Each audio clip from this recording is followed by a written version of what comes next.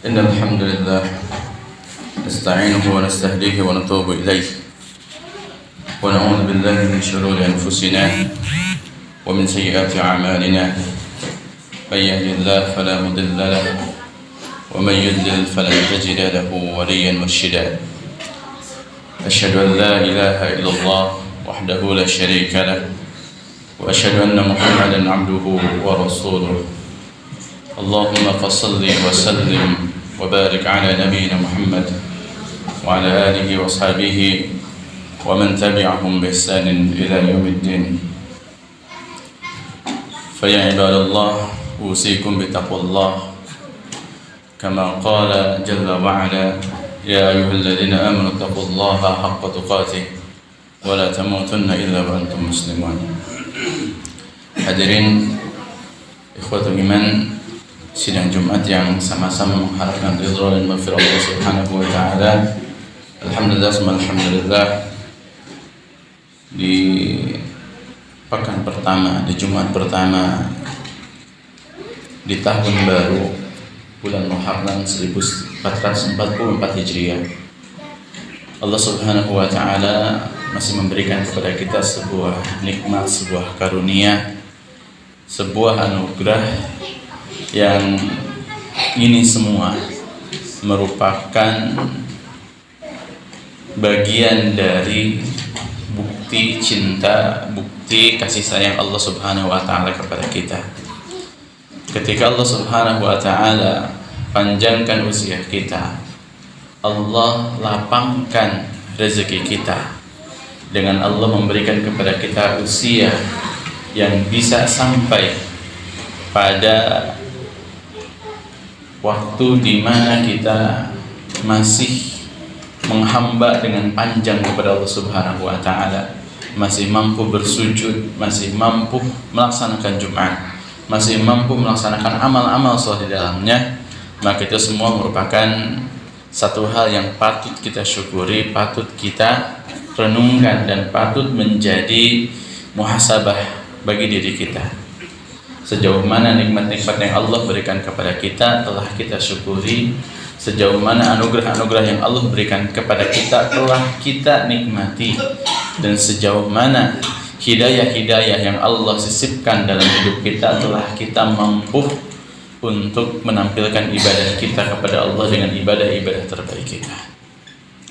Hadirin rahimakumullah, tahun baru ini haruslah menjadikan kita insan-insan, harus menjadikan kita hamba-hamba Allah yang semakin soleh. Bukan hanya bertambah usia, tapi harus menjadi semakin soleh. Maka dalam Al-Quran Allah Subhanahu wa ta'ala menggambarkan bagaimana cara supaya kita bisa menjadi hamba Allah yang soleh. Dan gambaran Allah adalah gambaran berupa contoh makhluk yang Allah hidupkan, Allah karuniai, Allah kasih hidayah, dan Allah utamakan beliau.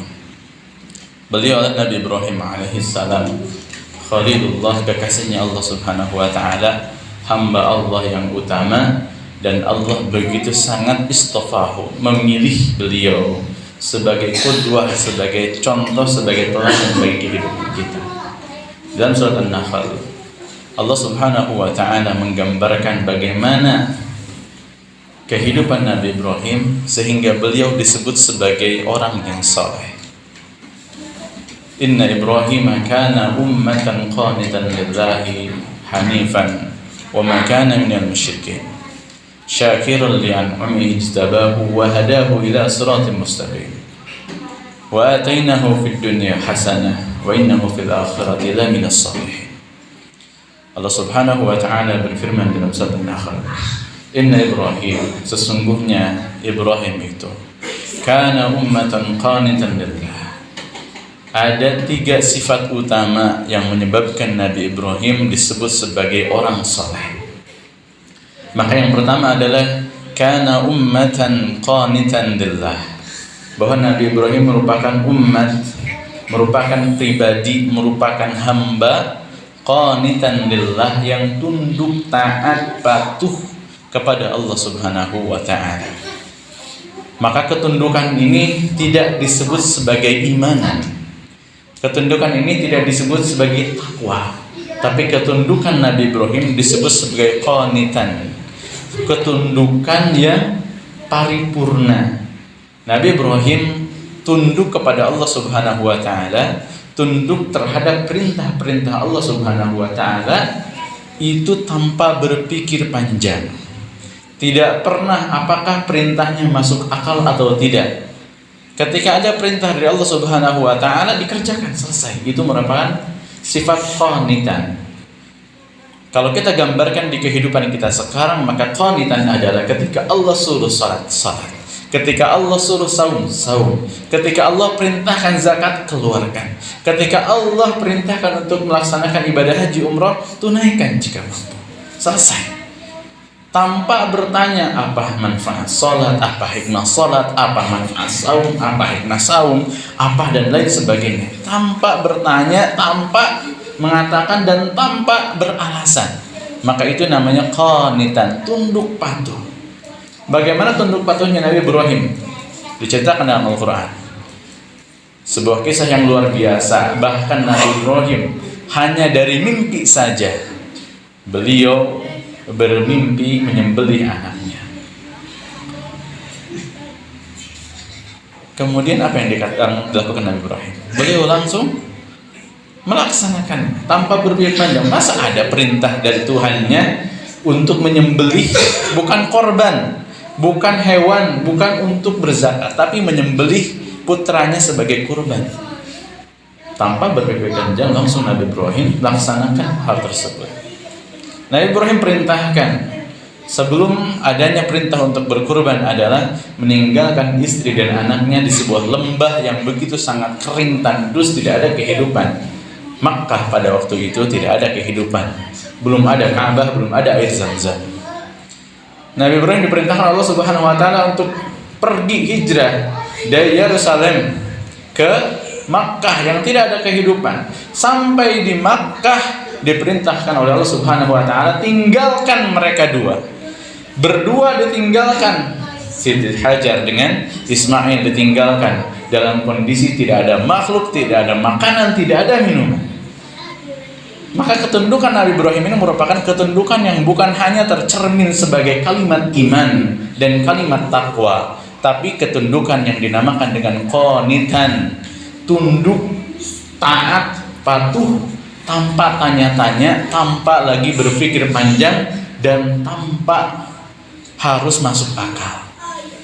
Selama itu perintah dari Allah Subhanahu wa taala, kerjakan, selesai. Maka itu Nabi Ibrahim. Inna Ibrahim kana ummatan qanitan lillah. Ini merupakan sifat yang pertama yang dimiliki Nabi Ibrahim sehingga disebut orang yang saleh. Kemudian yang kedua adalah hanifan walam yakum minal musyrikin. Dan Nabi Ibrahim itu adalah orang yang hanif, walam yakum minal musyrikin, tidak pernah berbuat syirik sedikit pun.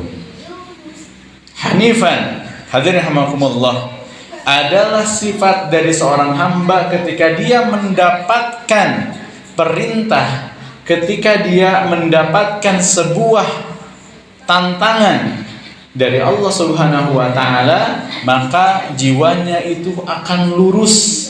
Tidak ada lagi pembanding, tidak ada lagi penghalang. Nabi Ibrahim alaihissalam di waktu kecilnya beliau menentang yang namanya berhala.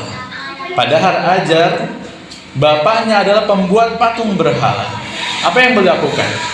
Mendebat ayahnya, ya abati, ya wahai ayahku, lima ta'budu ma la yasma'u wa la yubsiru wa la yughni anka syai'an.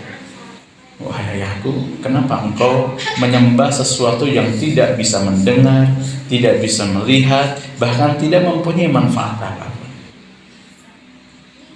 Bahkan Nabi Ibrahim melawan perintah rajanya ketika patung-patung didewakan. Yang dilakukan Nabi Ibrahim adalah menghancurkan patung-patungnya.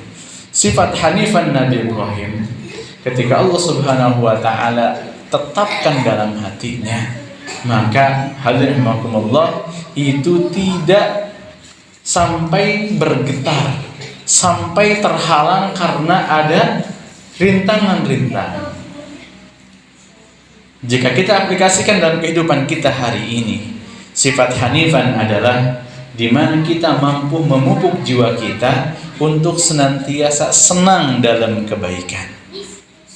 Dan ketika kebaikan tersebut akan kita laksanakan, ingin kita laksanakan, tidak ada penghalang apapun yang mampu menjadikan amal tersebut tidak kita kerjakan.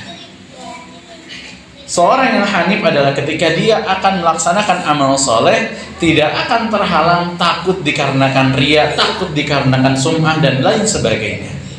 Seorang yang hanif adalah orang yang ketika dia melakukan amal soleh berupa mengeluarkan infak, mengeluarkan sedekah dari hartanya, maka dia tidak akan berpikir nanti ini uangnya takut dikorupsi, nanti kalau dimasukkan ke dalam sebuah yayasan takut nanti akan dipotong dan lain sebagainya. Alhamdulillah. Seorang yang hanif ketika dia mengeluarkan apa yang berupa kebaikan, maka dia tidak lagi membutuhkan bagaimana pendapat-pendapat orang lain. Yang dia lakukan adalah dia keluarkan infaknya.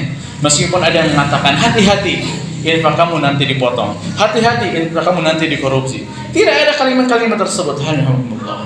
Mungkin beberapa bulan berlalu kita mendapatkan ada sebuah kejadian berita nasional digembar-gembarkan bagaimana sebuah yayasan kemanusiaan memotong biaya operasional yang begitu sangat besar untuk operasional mereka.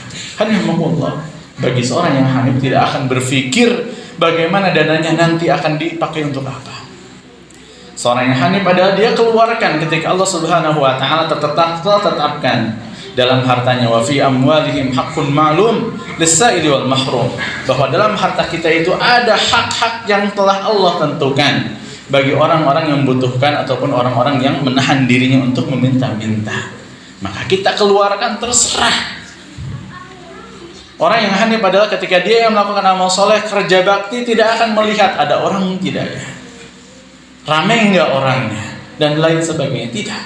Orang yang hanif adalah ketika ada kebaikan di depan matanya, maka dia condong hatinya untuk melakukan kegiatan tersebut, condong untuk beramal dengan amal baik tersebut, tanpa melihat sebab, tanpa melihat apa manfaat dari hal tersebut. Maka hanifan disebutlah Nabi Ibrahim orang yang saleh, tanpa gentar ketika ingin dibakar, tanpa gentar ketika ditelanjangi, tanpa gentar ketika Nabi Ibrahim harus diusir dari rumahnya.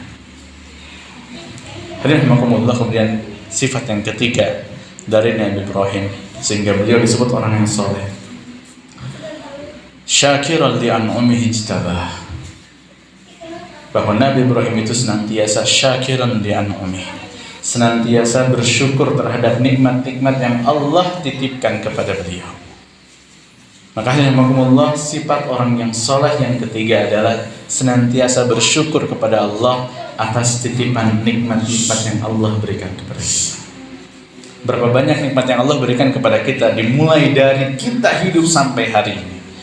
Mulai dari nikmat-nikmat bisa menghirup udara yang segar, bisa melihat, bisa mendengar, dan lain sebagainya berupa nikmat Allah yang tidak bisa kita hitung secara detail. Maka sifat orang yang soleh adalah senantiasa bersyukur. Meskipun masih merasa kekurangan rezeki, kekurangan harta, kekurangan jabatan, kekurangan dan lain sebagainya, tetap bersyukur meskipun apapun yang Allah takdir kepada kita. Kenapa? Karena hakikatnya nikmat-nikmat yang Allah berikan itu lebih luas dibanding dengan ujian yang Allah berikan. Tidak akan pernah sebanding ujian-ujian yang Allah berikan kepada kita dengan nikmat dan karunia yang Allah titipkan kepada kita. Barakallahu li wa lakum fil Qur'an azim.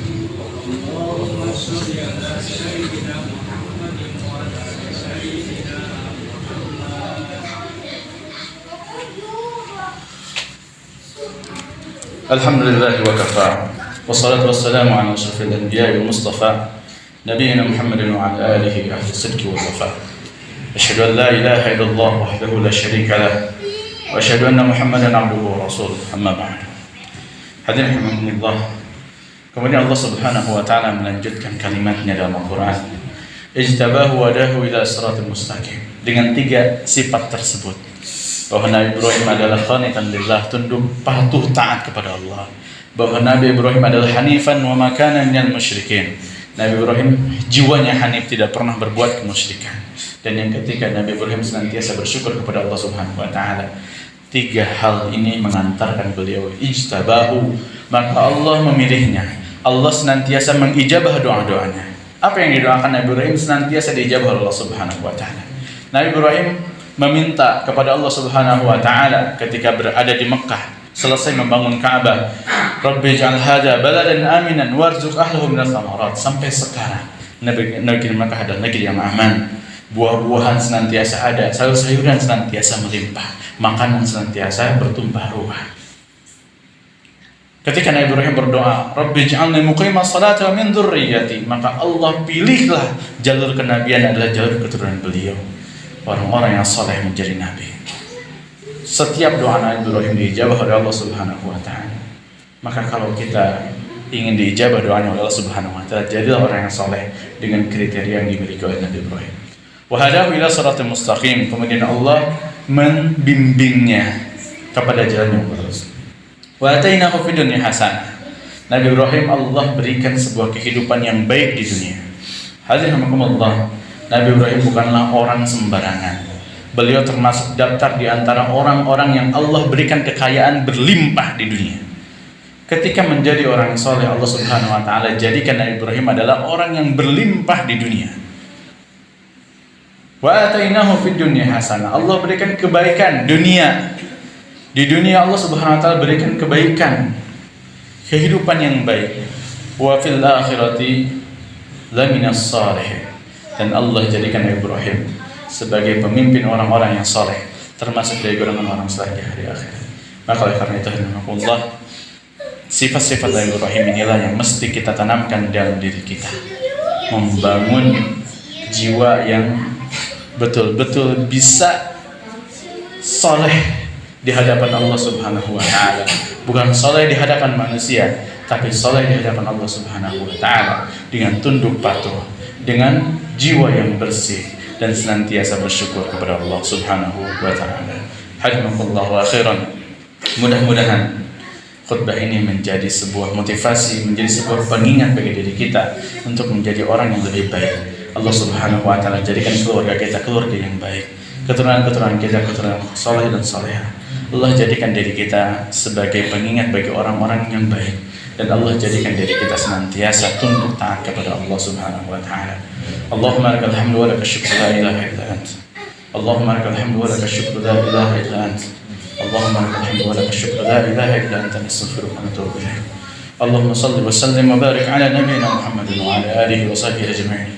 Allahumma rabbana ظلمنا أنفسنا وإن لم تغفر لنا وترحمنا لنكونن من الخاسرين. اللهم اغفر لنا ولوالدينا وارحمهم كما ربونا صغارا. اللهم ربنا هب لنا من أزواجنا وذرياتنا قرة أعين واجعلنا للمتقين إماما. اللهم ربنا آتنا في الدنيا حسنة وفي الآخرة حسنة وقنا عذاب النار.